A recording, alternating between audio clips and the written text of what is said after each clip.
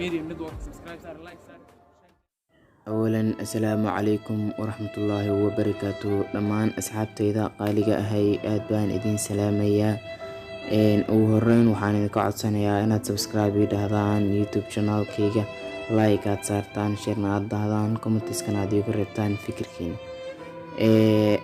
waxaan ognahay haddii aan nahay muslimiin waxaan ognahay ama la soconaa in bini'aadanku oo ka soo faracmay nebi aadan waxaa muuqaalkan u soo diyaariyay in ay macnaha ka jaahil baxaan ummadda macnaha fikirka ah qaatay ama aaminay in markii hore bini'aadanku ahaa daanyeerka loo yaqaano goorilaha ay kasoo faracmeen.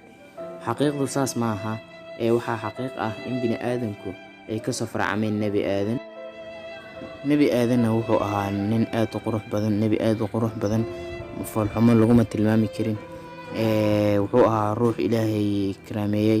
saas darteed macnaha gaaladu waxay diidan tahay ama macnaha ay rabtaa inay khilaafto diinta islaamka ama kutubada waxa lagu sheegay ayay rabtaa inay beeniso. marka waxaan idin oran lahaa in horta ugu horeyn aad ka aamin baxdaan fikirka ah in yacni dadku ama bini'aadanku oo kasoo farcamay goorilaha waxaas waa waxba kama jiraan.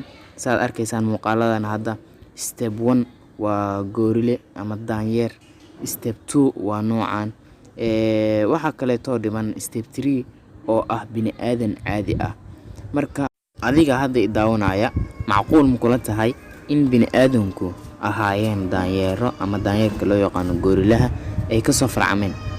haddii ay jawaabtaadu maya tahay waad saxan tahay oo wax macquula maahan. bini'aadanku waxay kasoo farcameen nebi aadam oo waxay ku jiri jireen bini'aadanku jannada qalad uu galay ayaana lagu soo baxshay jannada. bini'aadanna sidiisa qalad lagama waayo.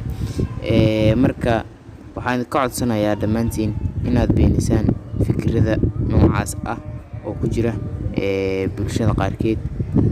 waad mahadsantihiin dhammaantiin. subscribe share like comment.